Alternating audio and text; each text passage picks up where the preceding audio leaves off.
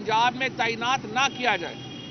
इसके बावजूद अगर वो यहाँ पे तैनात रहे या तैनात किए गए तो हम इलेक्शन कमीशन और उनके मेंबरान को, उनके खानदानों को और ये जो लोग हैं इनको वार्न करते हैं कि अगर हमारे साथ ज्यादतियों का सिलसिला हुआ, ये ज्यादतियों का सिलसिला आपको वापस पे करना पड़ेगा।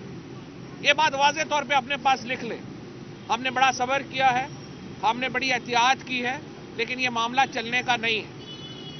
उसके बाद जिस तरीके से आज पाकिस्तान की पार्लियामेंट चल रही है, पाकिस्तान की पार्लियामेंट के अंदर इस वक्त नेशनल असेंबली के अंदर 40% नशिस्तें खाली हैं।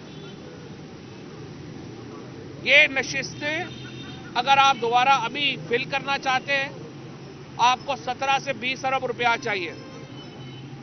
आपकी पंजाब की असेंबली डिसॉल्व्ड है, आपकी खैबर पख्तूनख्वा की असेंबली डिसॉल्व्ड है। ये पूरा सेटअप नया क्रिएट करने के लिए आप अभी 45-50 अरब रुपया खर्च करें या 3 महीने बाद नेशनल असेंबली तोड़ें और फिर दोबारा इतने पैसे खर्चें 60% नशिस्तों के लिए। पाकिस्तान में इस वक्त 65% नशिस्तें खाली है हमारे ऐवानों में। 35% नशिस्तें बनाने के लिए दोबारा इंतखाबात होना नामुमकिन है। इसलिए मैं जुडिशरी से कहता हूं, अपना किरदार अदा करें। ये बहरान आपकी वजह से आया है। अगर आज सुप्रीम कोर्ट ने स्पीकर की रूलिंग को इलेक्शनों तक जो है वो खत्म ना किया होता, पाकिस्तान में इलेक्शन हो चुके होते, आज पाकिस्तान में हर चीज जो थी वो अपनी प्लेस पे आ चुकी होती, अपनी जगह पे आ चुकी होती। बदकिस्मती से सुप्रीम कोर्ट की रूलिंग की वजह से एक इतना बड़ा सियासी बहरान पाकिस्तान में पेश आया है, जिससे 22 करोड़ लोग जो है उनकी कमर टूट गई है। हमारे एक नाअहल वजीर आजम और उसकी काबीना को मुसल्लत किया गया है। कल से 24 घंटे से बिजली बंद है। वो जो पावर मिनिस्टर है दस्तगीर खान, वो बैठा हुआ कभी एक दुकान में पाए खा रहा है, कभी किसी दूसरी दुकान में पाए खा रहा है। हमारे दौर में जब ये बिजली गई थी, to be fair with Umar Ayub, 10 घंटे वो ऑपरेशन रूम में रहा। एक उसने रात को सोया नहीं जब तक बिजली बहाल नहीं हुई। और यहाँ पे मिनिस्टर साहब हैं, वो कभी एक दुकान पे जाके पाए खा रहे हैं, कभी दूसरी दुकान पे जा रहे हैं, फिर आके प्रेस कॉन्फ्रेंस कर रहे हैं। इस वक्त जो सेटअप पाकिस्तान के अंदर चलाया जा रहा है उसका आइन से कोई ताल्लुक नहीं है, वो माफियाज का सेटअप है। इन माफियाज को जो पाकिस्तान के ऊपर मुसल्लत किया गया है, हम मुस्तरद करते हैं। पाकिस्तान एक इकोनॉमिक मेल्टडाउन की तरफ बढ़ रहा है और पॉलिटिकल मेल्टडाउन हो चुका है। जिन असेंबलियों में 65% लोग ही नहीं है अगर असेंबलियों में, तो पाकिस्तान में इस वक्त आईनी सेटअप तो नहीं चल रहा। हम कहते हैं आइन को बहाल किया जाए, एक ऐसी हुकूमतें बनाई जाएं जिसके ऊपर तमाम को एतबार हो और मुल्क को नेशनल इलेक्शंस की तरफ लेके जाया जाए, जो कि वाहिद हल है इस वक्त पाकिस्तान के मसाइल का। और अगर इसको रोकने की कोशिश की गई, आज हफ्ता हो गया है ये गवर्नर पंजाब और गवर्नर खैबर पख्तूनख्वा आप आर्टिकल 105 की मुसलसल खिलाफ वर्जी कर रहे हैं, आप इलेक्शन की तारीख नहीं दे रहे। ये सबवर्जन ऑफ द कॉन्स्टिट्यूशन है। आपको आर्टिकल 6 के केसेस का सामना करना पड़ेगा कल। आप जो लोग इस वक्त ताकतवर हैं, ताकत सदा नहीं रहती, ताकत तो आनी जानी है, लेकिन ये बाद में गले पड़ जाती हैं चीजें। आप आज जो इलेक्शन की डेट नहीं दे रहे, इलेक्शन कमीशन भी और ये दोनों गवर्नर भी, ये अपने आप को पाकिस्तान के आइन से बगावत के मुर्तकिब हो रहे हैं। और हमें जब भी मौका मिला इनके गले जो हैं उनमें वही रस्से फिट आएंगे जो हमारे आइन ने प्रोवाइड किए। और ये खतरनाक गेम कर रहे हैं। पाकिस्तान को आप एक ऐसे ईंधन बना रहे हैं, एक ऐसी लड़ाई में जो आपकी सिर्फ 4-6 लोगों के मफादात के ऊपर मबनी है। फौरी तौर के ऊपर नए इंतखाबात की तरफ बढ़े, ये वाहिद हल है जिससे पाकिस्तान में स्टेबिलिटी आएगी। हमारे बिस्मिल्लाहिर्रहमानिर्रहीम। जैसे कि फवाद चौधरी साहब ने बताया, आज पाकिस्तान तहरीक-ए-इंसाफ ने और चेयरमैन इमरान खान साहब ने ये फैसला किया है कि मोहसिन नकवी साहब को तो खैर हम इंशाअल्लाह ताला अदालत में जाके इनके खिलाफ सबूत भी देंगे, इनकी जानिबदारी का और इनकी करप्शन का। जो शख्स भी कायम मुकाम सेटअप का हिस्सा बनता है, चाहे वो सरकारी अफसर हो یا وہ کوئی شخص ہو جسے اپوائنٹ کیا گیا، اس نے حلف اٹھایا ہے غیر جانبداری کا، اور اگر وہ اس حلف کی خلاف ورزی کرتا ہے تو پاکستان تحریک انصاف جو پہلا کام کرے گی اقتدار میں آتے ساتھ کہ ان لوگوں کو جو ڈیموکریٹک ڈسپنسیشن یعنی جمہوری عمل کے اندر مداخلت کریں گے، لوگوں پر اثر انداز ہونے کی کوشش کریں گے ایڈمنسٹریشن کے ذریعے پردہ یا پس پردہ، تو ان کے خلاف آرٹیکل 6 کا مقدمہ بنایا جائے گا اور سیڈیشن کے چارجز لگائے جائیں گے، غداری کا مقدمہ بنایا جائے گا، اور ہم تب تک اپنے گھروں میں نہیں بیٹھیں گے جب تک ان لوگوں کی مثال نہ بنا دی جائے، تاکہ آنے والی نسلوں میں کوئی ہمت نہ کر سکے کہ عوام کا مینڈیٹ یعنی کہ جو عوام کا مقدس فریضہ ہے ووٹ دینا، اس کے اندر کسی مائی کے لال کی جرت نہیں ہوئے گی کہ اس پہ وہ اثر انداز ہو سکے۔ تو یہ آج ہمارا پاکستان تحریک انصاف کا وعدہ ہے پاکستان کے کروڑوں ووٹر سے، اور تمام لوگ جو قائم مقام حکومت کا حصہ بنیں گے یا بننے جا رہے ہیں ان کے لیے بھی یہ پیغام ہے کہ یہ ایک بہت بڑا منصب ہے اور یہ ایک بڑی نازک ذمہ داری ہے جو آپ سنبھالنے جا رہے ہیں، اور اگر آپ نے اس میں جانبداری دکھائی یا کسی بھی طریقے سے اثر انداز ہونے کی کوشش کی تو پھر قانون اور آئین جو سزا دیتا ہے وہ شاید آپ برداشت نہ کر سکیں، لیکن ہمارا یہ وعدہ ہے کہ ہم وہ سزا دلوا کے رہیں گے۔ دوسری چیز، پاکستان آج ایک معاشی بحران کا سامنا کر رہا ہے، اس میں سب کو پتہ ہے۔ کل جو کھیل کھیلا گیا پاکستان میں کہ رات کے ٹائم جب بجلی کا لوڈ کم ہو جاتا ہے تو بہت سارے پاور پلانٹس آئیڈل پہ چلتے ہیں، وہ آئیڈل پہ اس لیے چلتے ہیں تاکہ وولٹیج اور فریکوینسی ڈراپ نہ ہو۔ خرم دستگیر صاحب کے حکم پہ ان پلانٹس کو بند کیا گیا اور پورے پاکستان کو اندھیروں میں ڈبو دیا گیا، کیونکہ جب دوبارہ چلانے کا ٹائم آیا، جب وہ پلانٹس کو بند کیا گیا، وولٹیج اور فریکوینسی گر گئی، اور دوبارہ جب اس کو ریوائیو کیا گیا تو ریوائیو کرنے کے اندر 24 گھنٹے لگ گئے۔ میں سمجھتا ہوں کہ جو اربوں ڈالر کا نقصان ایک دن میں پاکستان کو ہوا وہ ان کی نالائکی کی وجہ سے ہوا۔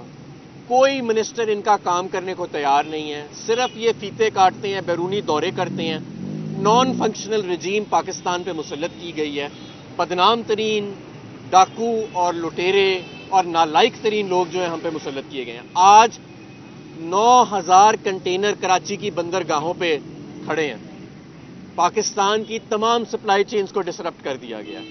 ڈالر ہی نہیں ہے ملک کے پاس کہ ان 9000 کنٹینروں کو ریلیز کیا جا سکے، یہ جو پرائیویٹ امپورٹرز نے منگائے ہیں۔ ڈیمریج اور ڈیٹینشن علیحدہ پڑ رہی ہے اور پوری معیشت کا جو نقصان ہو رہا ہے وہ علیحدہ ہو رہا ہے۔ اب آپ خود ہی اندازہ کریں کہ کبھی جنگی حالات میں، وبا کے حالات میں بھی کبھی اتنے برے حالات نہیں آئے جو ان سنگ دل لوگوں نے پیدا کر دی ہیں۔ تو اس وقت ہم الیکشن کے قریب کھڑے ہیں اور گورنر پنجاب نے پہلے بھی آئین شکنی کی اور ان کو منہ کی کھانی پڑی۔ الیکشن کی تاریخ کا ہم بے تابی سے انتظار کر رہے ہیں، ہمارا یہ آئینی حق ہے، اور اگر انہوں نے یہ الیکشن کی تاریخ نہ دی تو یہ دوبارہ آئین شکنی کریں گے۔ اور میں بلیغ الرحمان صاحب کو دوبارہ یہ بتاؤں گا کہ اگر انہوں نے آئین شکنی کی اور آرٹیکل 6 کا ان پہ مقدمہ بنا تو ان کے لیے، ان کی رہائی کے لیے کسی نے تحریک نہیں چلانی۔ نون لیگ کا کوئی شخص باہر نہیں نکلے گا آپ کے لیے، اس لیے سوچ سمجھ کر فیصلہ کریں۔ یہ جو 3 مہینے کی صرف ایک ہجکی رہ گئی ہے اور اس کے بعد الحمدللہ پاکستان تحریک انصاف کا چاروں صوبوں میں اور وفاق کے اندر ایک زبردست اقتدار، اور نہ صرف اقتدار بلکہ یہ عوام کا اقتدار جو ہے وہ آئے گا، جس کے ذریعے پاکستان کو اس کے پیروں پہ دوبارہ کھڑا کیا جائے گا اور انصاف کے تقاضے بھی پورے کیے جائیں گے۔ بہت شکریہ۔ فواد چودھری صاحب یہ فرمائے گا کہ پنجاب اور KPK کے اندر جو بلدیاتی انتخابات 90 روز کے اندر کروانے ہیں، گورنر پنجاب نے کب تک یہ تاریخ دینی تھی اور کب تک دے سکتے ہیں؟ آپ کب عدالت سے رجوع کریں گے؟ دیکھیے، آرٹیکل 105 کے مطابق گورنر نے جب اسمبلی ڈیزالو کی ہے اسی وقت تاریخ دے دینی تھی الیکشنوں کی، لیکن نہ KP کے گورنر نے اور پنجاب کے گورنر دونوں نے یہ نہیں کیا۔ ہم عدالت میں جا رہے ہیں کل، لیکن جس طرح میں نے آپ کو بتایا اور ہمارے صاحب نے بتایا، یہ سبورجن آف دا کانسٹیٹیوشن ہے، اور دونوں گورنر جو ہیں وہ آرٹیکل 6 کی خلاف ورزی کے مرتکب ہو رہے ہیں، یہ تاریخ نہ دے گی۔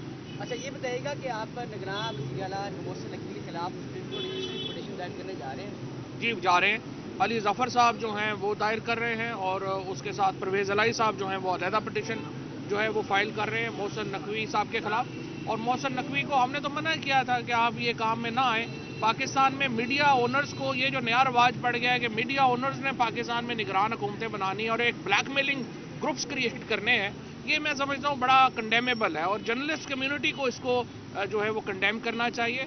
اور یہ جو میڈیا مالکان نے ایک بلیک میلنگ کا ایک پورا ذریعہ بنا لیا ہے اپنے میڈیا کے گروپس کو، اس کو ختم ہونا چاہیے. فواد چودھری صاحب یہ بتائیں کہ آپ ہر جب آپ کو پتا تھا کہ تمام ادارے جو ہیں وہ آپ کے خلاف ہیں اور آپ نے اگر اسمبلی کو ہوتی تو آپ کے ساتھ یہی ہونا تھا، یہ سب پتا تھا، پھر آپ نے کیوں بڑا کیا سوچ کے کیا؟ عوام کا سوچ کے، کیونکہ دیکھیے تحریک انصاف کمزور دل لوگوں کی تو پارٹی ہی نہیں نا، نہ عمران خان کے ساتھ کوئی رسک فری پالیٹکس ہو سکتی ہے. یہ ساری چیزیں ہمیں پتا تھیں اور یہ ساری چیزیں ہمیں اب بھی پتا ہے.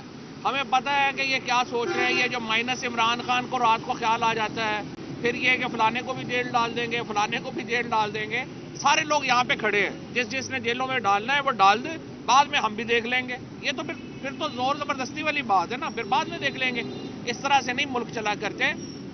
ملک کے ہمارے پاس بڑی مثالیں ہیں. 70 میں آپ نے مجیب الرحمان اور یہ مشرقی پاکستان کے لوگوں کے ساتھ یہی سلوک کیا.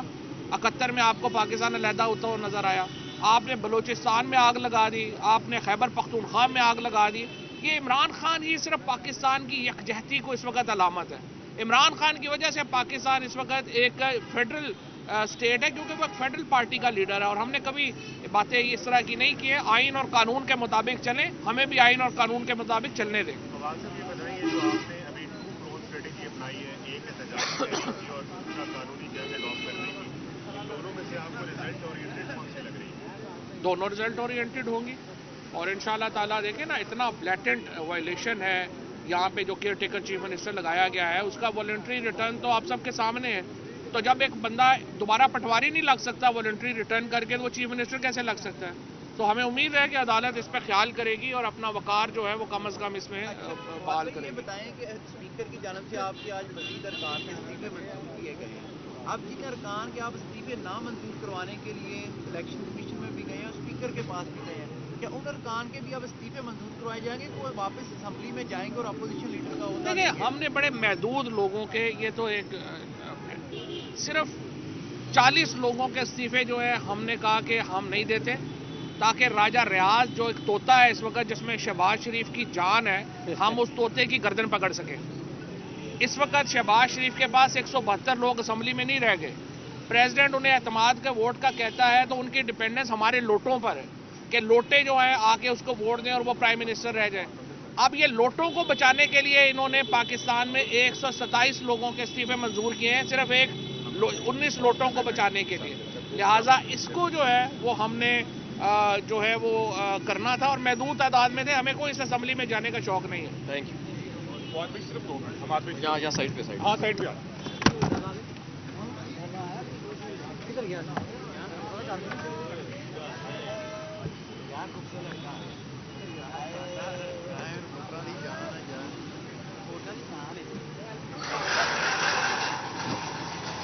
صاحب